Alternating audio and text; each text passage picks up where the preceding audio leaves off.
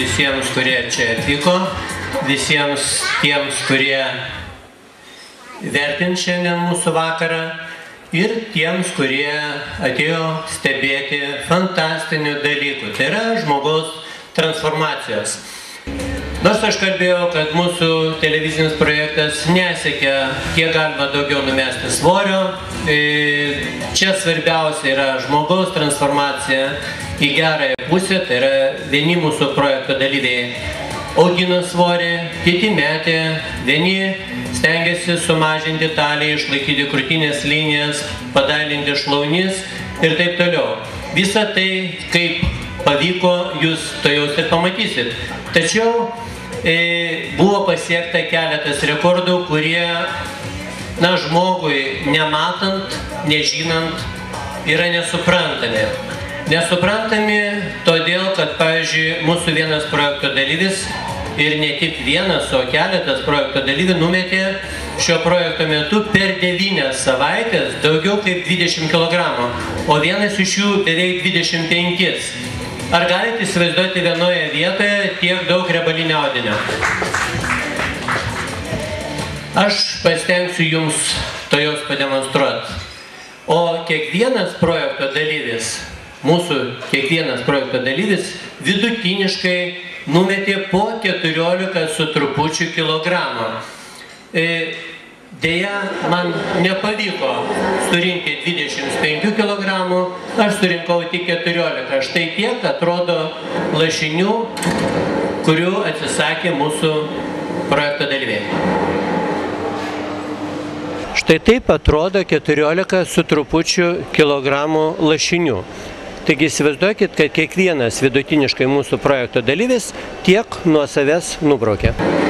Ačiū, Sauliau. Manau, kad visiems paliko gerą įspūdį, ar ne? Buvo idėja, kad pasiūti liemenį iš tokio kiekio lašinių ir atnešti ją čia parodyti, bet įsigandau, kad niekas nenorės jos prisimatuoti. Ir mano darbas nueis veltui. Beje, vienas iš projekto dalyvių savo taliją per 9 savaitės sumažino 29 cm. Jūs galite įsivaizduoti.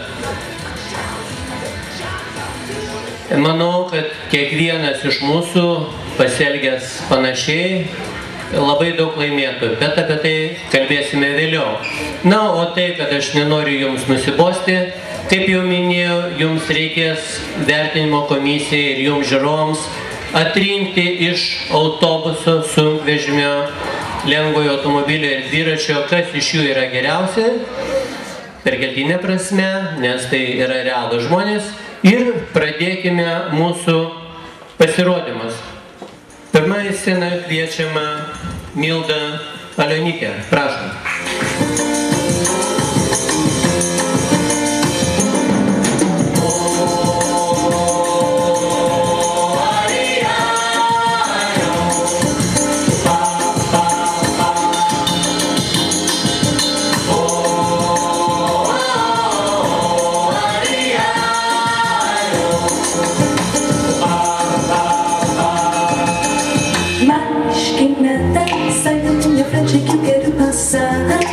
Pois o samba deixa animado o que eu quero é samba. Este samba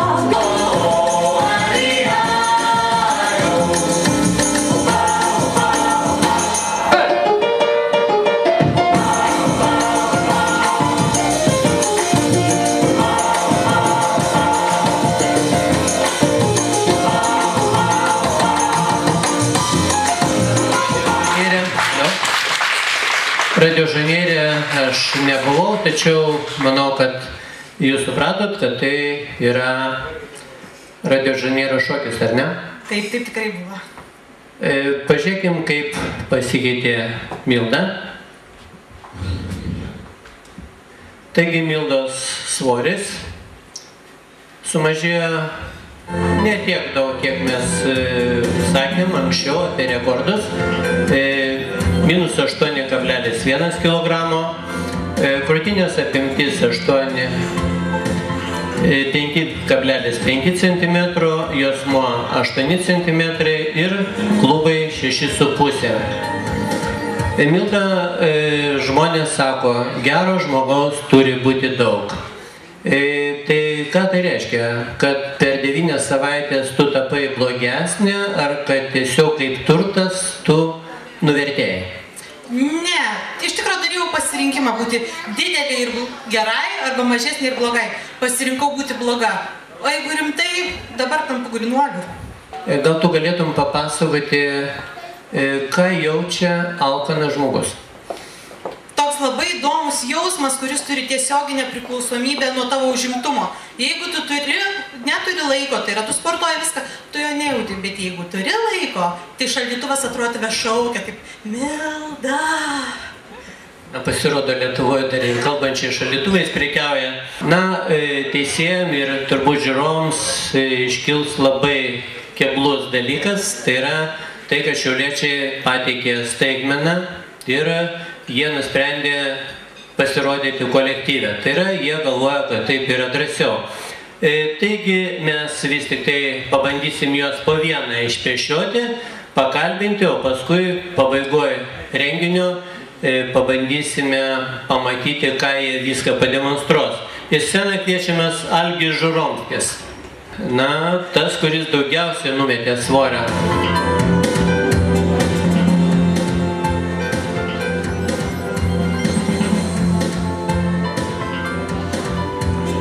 Taigi, Algio svoris nukrito per 9 savaitės 24 kg, krūtinė sumažėjo 6,5, o juosmuo 24,5. Šiaip jau kultūrizmo fitneso salėse kalbama tai, kad jeigu ant talijos arba priaugo 1 cm ar 1 nukrito, tai yra paklaida 1 kg. Jeigu į pliusą, tai plius 1 kg, jeigu minusą, minus 1 kg. Jeigu žiūrėti pagal šios kriterijus, tai pats, galima sakyti, labai teisingai metei svorį. Kaip tau paliko įspūdį ta krūva lašinių? Nes mes bandėm surasti rekordinį skaičių, Kauno turgavietėje neatsirado tiek, o tu pasirodo tokį turtą vienas nešiojasi. Pirmą pas mane parodės 24 kg lašinių. Visų pirma, kaip sakėt, kad irgi mečiau, tai per matavimą būčiau daugiau įtraukęs, būtų dar didesnis. Sumažės. Ilgą laiką tu spardėjai kamuolį, buvai futbolistas, paskui artėjai pats prie to, kad spardėjai, dabar vėlgi bandai įgyti futbolisto apimtis. Kaip tu galvoji, koks vis tik tai tas tikras vyras turėtų būti? Iš tikrųjų, per mažą laiką buvo dabar, bet Rusija padarysiu, ką planavau. Reiškia, toks vyras turi būti, koks bus rugsėjo mėnesį. Tavo rezultatas tikrai labai puikus, lauksim tavo pasirodymo. Ačiū tau. Kita mergina, kurią mes jau galim vadinti beveik sportininkė, pati nutarė pabandyti savo kažkada mamos nueitą kelią. Tai yra Patricija Štendelytė, Jonavos kultūrizmo ir fitneso klubas.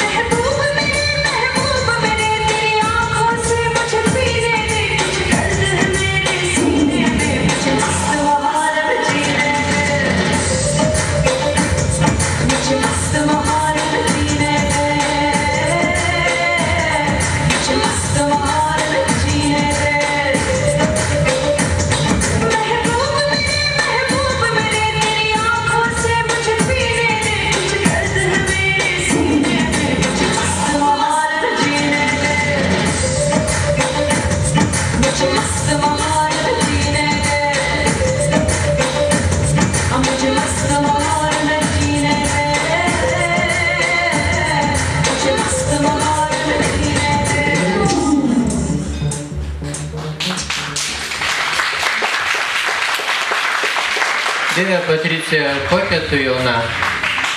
Parodykit, kaip atrodė Patricija anksčiau.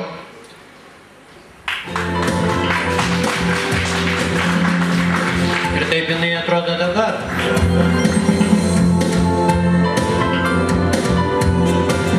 Taigi Patricijos svoris sumažėjo 10,9 kg, krūtinė sumažėjo 8,5 cm, jos mo 11 ir klubai 11 cm. Patricija, tu kada buvai anksčiau, aš suprantu, tai buvo ne 20 metų, ar ne? Dabar tau duoda viską parduotuvėje ir prašo dar kartais dokumentų. Na, nežinau, nei geriau, kadangi nei rūkau, tai kažkaip nelabai susidarius tokiam problemom. Aišku, man dar vienas toks įdomus klausimas. Supranti, kada visos tos pilnesnės moteris pradeda šokti? Kodėl? Ar todėl, kad iki tol nešoko ir sustorėjo, ar šokis jom padeda sulieknėti? Aš manau, kad šokis padeda iš tikrųjų sulieknėti, nes vis tiek šokiai tos energijos daug atiduodi ir tiesiog tikrai kaip patreniruotės išeini visą šakas. O tu kam pirmenybę atidavai pasiruošimo metu šokiui ir treniruoklės salėje? Galiu pasakyti, kad ir tam tikrai palygiai nieko nenuskridžiau.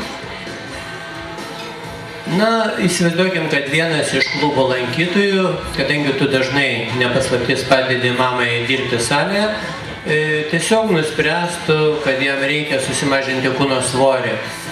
Ką tu galėtum iš savo asmeninės patirties patarti jam, kad jis pasiektų tavo rezultatą?